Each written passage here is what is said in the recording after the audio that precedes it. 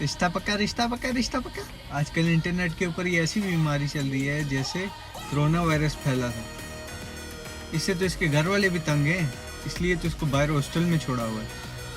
मुंह खोलती है तो लगता है पत्थर उठा के बंदा इसके मुंह में डाल देता कि ये बोले ही ना। कोई अगर इसको बोलता है कि मैं नंगे पाँव उतर के भाग जाऊंगा अगर तुम ना मिली, तो मैं तो कहता हूँ वही मर जाए अगर ये उसको मिली तो।